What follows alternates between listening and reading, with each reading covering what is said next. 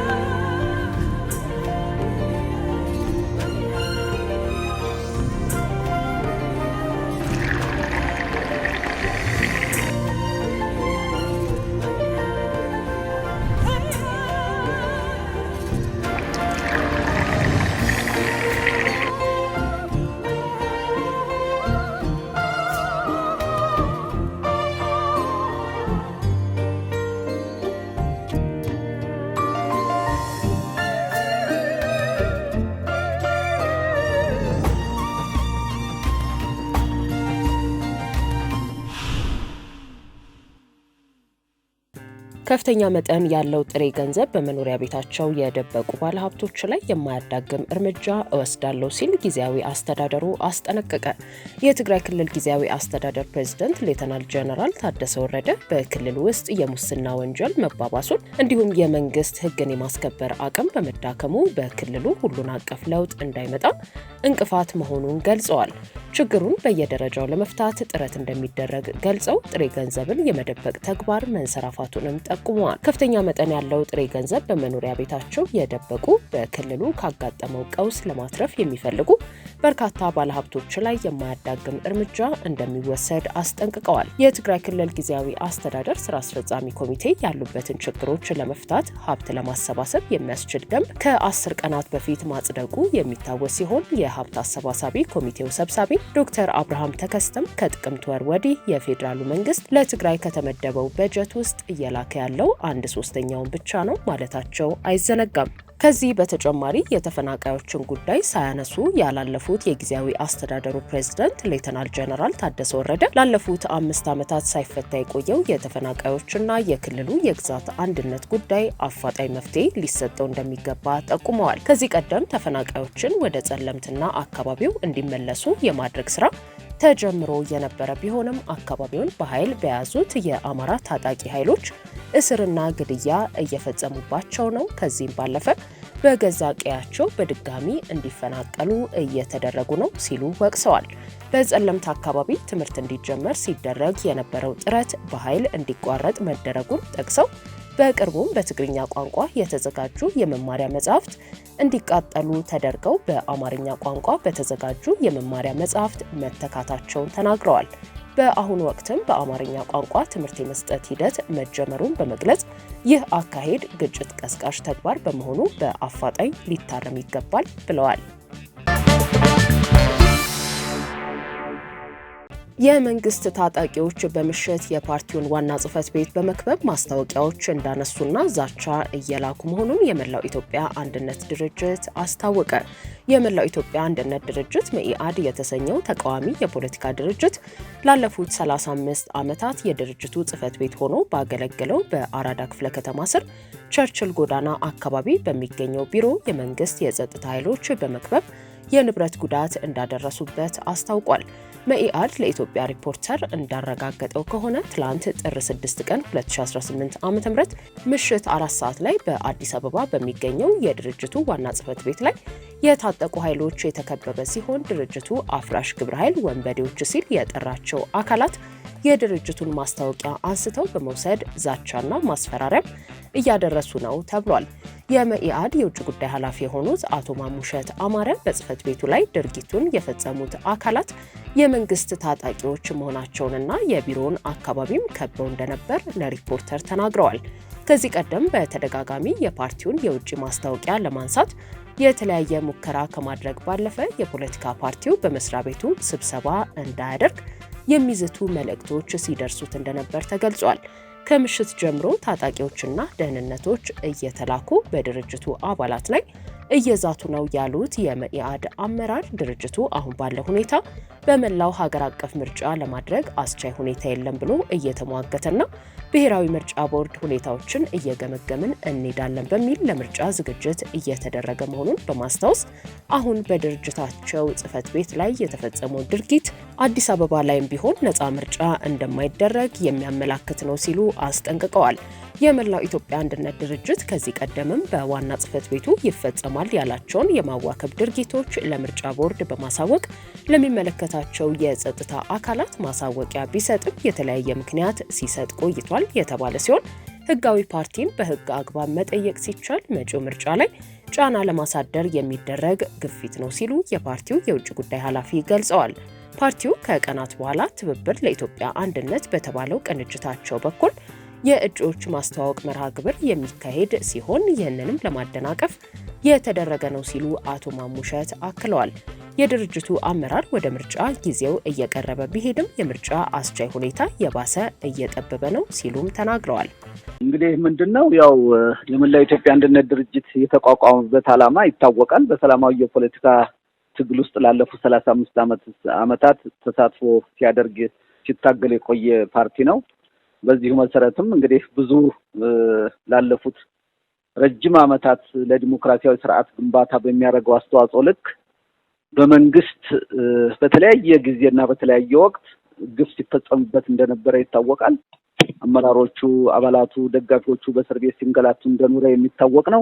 አሁን እንግዲህ በዚህ ዓመት ደግሞ ምርጫ ይደረጋል የሚል ምርጫ ቦርድ እንደሚደረግ የጊዜ ሰሌዳ አውጥቶ እየሄደበት ያለ ሁኔታ አለ።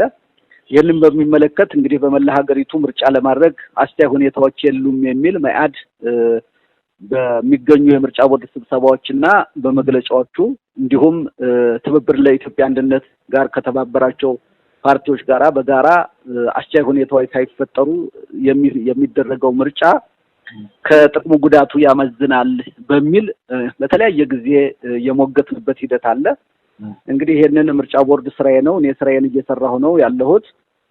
ስለዚህ አስቻይ ሁኔታዎችን ደግሞ ከሚመለከተው ጋርና ከፖለቲካ ፓርቲዎች ጋር እንነጋገራለን፣ እንወያያለን። የት ቦታ ችግር እንዳለና በመላ ሀገሪቱ ምን እንደሚያጋጥማችሁ በዚህ መሰረት የምታነሷቸውን ሀሳቦች በውይይት እንፈታለን፣ እንነጋገራለን የሚል ሀሳብ አቅርቦ ይሄንኑ በተመለከተ እኛም በትብብር የጋራ እጩዎቻችንን በማቅረብ ላይ ነው ያለነው። ነገር ግን በጣም በሚገርም ሁኔታ እንኳን በክፍለ ሀገር ያለውን አስቻይ ሁኔታ ለመከታተልና ለማረጋገጥ ይቅርና እዚሁ አዲስ አበባ ውስጥ እንኳን መኢአድ ላለፉት 35 ዓመታት የፓርቲውን ማስታወቂያ የለጠፈበትን ታፔላ ካልነቀላችሁ በሚል በተደጋጋሚ ስብሰባን በጽህፈት ቤታችን ውስጥ እንዳናደርግ ደህንነት ነን የሚሉ ምንድናቸው ደግሞ እነዚህ ደንቦች ነን የሚሉ ተደጋጋሚ እየመጡ ይሄንኑ ይሉናል። አይ ይሄ ፓርቲ ነው ይሄን ማድረግ አትችሉም የሚል ለቦርዱም ይሄንን አሳወቅን። ቦርዱም ለፌደራል ፖሊስ ሳይቀር በግቢው ውስጥ ስብሰባ እንዳያደርግ የሚከለክል የደህንነት እንዲጠየቅ የሚል ደብዳቤ ይሰጣል።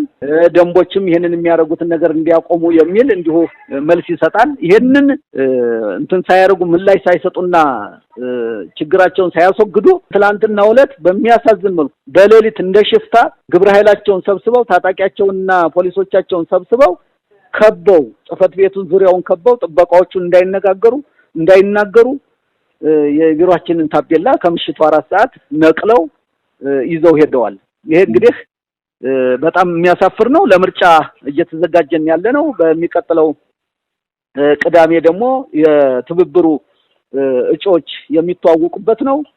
ስለዚህ ከወዲሁ አባላቱ እጩ ተወዳዳሪዎቹ ስጋት እንዲያርባቸውና ፍርሃት እንዲይዙ በመኢአድ የመኢአድ ጽህፈት ቤት እንዲህ አይነት ችግር ደርሶበታል የሚል የስጋት መንፈስ ፈጥሮብናል። ስለዚህ ከወዲሁ እንዳንወዳደር ወደ ምርጫም እንዳንገባ ግፊት እየተደረግን ነው ማለት ነው። እጩ ማቅረብ የምዝገባ ስራ እየሰራን እዚህ በሲስተም ምዝገባ ላይ እየሰራን ባለንበት ሁኔታ መተው እንደዚህ በግብረ ኃይል ተደራይቶ ቀን መተው መውሰድ እንኳን ሲችሉ ጉልበት ስላላቸው ኃይል ስላላቸው መውሰድ ይችሉ እኛ ሰላማዊ ትግል ታጋዮች ሌሊት መተው ሰው ሳያቸው ታፔላችንን ነቃቅለው ወስደዋል። ማስፈራሪያ አሁንም ታጣቂዎቻቸውን እየላኩ ደህንነቶቻቸውና ፖሊሶቻቸው በዚሁ እያንጃበቡ ነው ያሉት። በእግሯችን አካባቢ የመንግስት ናቸው፣ ሌላ የለም። ሌላ ህገ ወጥ ይስከዳል። ይሄ ህግ ያለበት ሀገር አይደል? የመንግስት ያለበት ሀገር አይደል? ሌላ ማለ የአዲስ አበባ ጸጥታ ቢሮ ያዘዘው አካል ነው መጥቶ ይሄንን እያደረገ ያለው። እንግዲህ ታፔላውን ይዘው ሄደዋል። በብዙ ወጪ የሰራነው ታፔላ ነው። በሌላ መልኩ ደግሞ ገና ሲይዙት የነበሩት ድንኳኑንም ለግቢ ለመሰብሰቢያ ተብሎ የዛሬ ስንት ዓመት የዛሬ 10 ዓመት ምናምን የተተከለ ድንኳንም እሱንም ሁሉ እናፈርሳለን ዛሬ ይሄ መጀመሪያው ነው ብለው ዝተው ነው የሄዱት። እንግዲህ ይሄንን ነው ቢሮውንም ሊያፈርሱት ይችላሉ፣ አጠቃላይ ድርጅቱንም ለመዝጋት ይሞክሩ ይሆናል። ስለዚህ ከወዲሁ ይሄ ነው ግፉ እየተፈጸመብን ያለው። ጊዶሌ የሚባል ቦታ ደቡብ ላይ እንደዚሁ አባሎቻችን እየተዋከቡ ነው ያሉት። በአሁኑ ሰዓት እጩ ተወዳዳሪዎች ናቸው፣ እዚህ ተመዝግበዋል። ይሄ ሁሉ ነው እንግዲህ ከወዲያ እንዳይወዳደሩ ለውድድርም እንዳይቀርቡ ማስፈራሪያው ሁሉ እየደረሰ ነው። በትላንትና ዕለት በሁሉም ቦታ ያሉት አባሎቻችን ላይ ነው እየደረሰ ያለው። አሁን ይሄው ለናስገባና ይዘን ለመሄድ በዝግጅት ላይ ነን። ይዘን እየሄድን ነው ወደ ምርጫ ቦርድና ለኢትዮጵያ ጋራ ምክር ፖለቲካ ፓርቲዎች የጋራ ምክር ቤት ለመንግስት ለራሱ ለዚህ ለፓርላማውም ለጠቅላይ ሚኒስትሩም ለሌሎችም ለኤምባሲዎች በአጠቃላይ ይህንን ለማስረዳት በዝግጅት ላይ ነው ያለነው። ተገፍተናል። እጩ ተወዳዳሪዎች ስጋት እንዲያርባቸው እንዳይወዳደሩ እየተደረገ ነው ያለው። ስለዚህ አሁን ሆን ተብሎ በዚህ ሰዓት በምርጫ ሰዓት በጣም በሚያስገርም በሚያስደንቅ ሁኔታ ምርጫ ውድድር ባለበት ሁኔታ ዋናውን የመያድን ለ35 ዓመት ቢሮ ሆኖ የሚያገለግለውን ቢሮ ከቦ ታፔላውን መውሰድ ምርጫው ከወዲሁ አስቻይ ሁኔታ የማይፈጠርበትና የሌለበት መሆኑን ማሳያ። አዲስ አበባ እዚህ ከተደረገ ሌሎች ክፍለ ሀገር ከተሞችና ሌሎች ወረዳዎች ላይ ሌሎች የምርጫ አካባቢዎች ላይ ምን ሊደረግ እንደሚችል ምን እንደሚሆን ከወዲሁ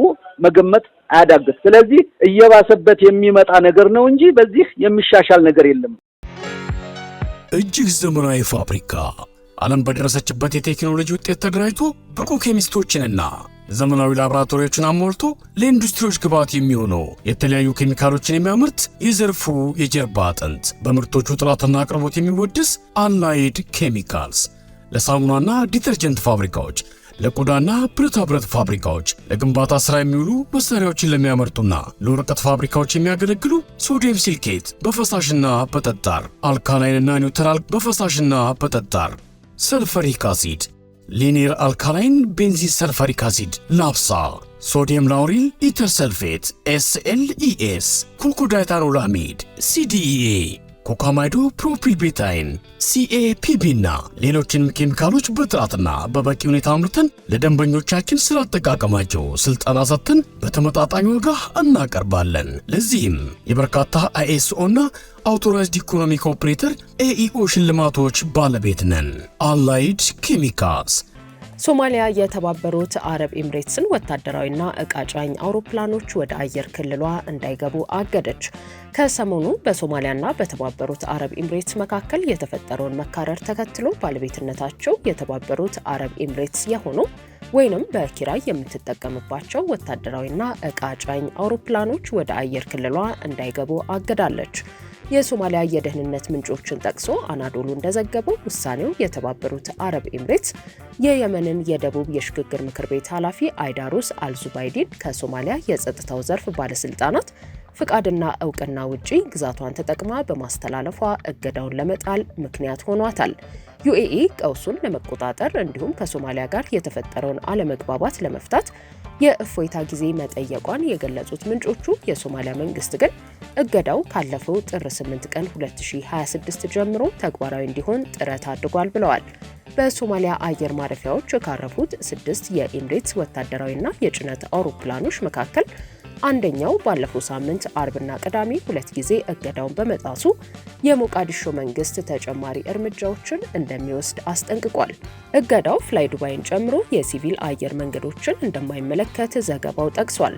በዚህ ወር መጀመሪያም ሳውዲ አረቢያ የአየር ክልሏን በሚተላለፉ የኤምሬትስ ወታደራዊ የጭነት አውሮፕላኖች ላይ እገዳ መጣሏ የሚታወስ ሲሆን በሊቢያ በኩል ለሱዳን ፈጥኖ ደራሽ ኃይሎች ድጋፍ ይሰጣሉ የተባሉ የኤምሬትስ አውሮፕላኖች መሳሪያ ጭነው በሶማሊላንድ ከዚያም በኢትዮጵያ በኩል ወደ ቻድ አውሮፕላን ማረፊያዎች ማለፋቸው ቢገለጽም የሶማሊያ መንግስትም ሆነ የኤምሬትስ ባለስልጣናት እገዳውን የተመለከተ ይፋዊ መግለጫ አልሰጡም። የኢትዮጵያ አየር መንገድም በጉዳዩ ላይ እስካሁን ያለው ነገር የለም። ውድ ሪፖርተር ተከታታዮች የሰዓቱ ዜናዎቻችን እነዚህ ነበሩ። ስላደመጣችሁን ከልብ እናመሰግናለን።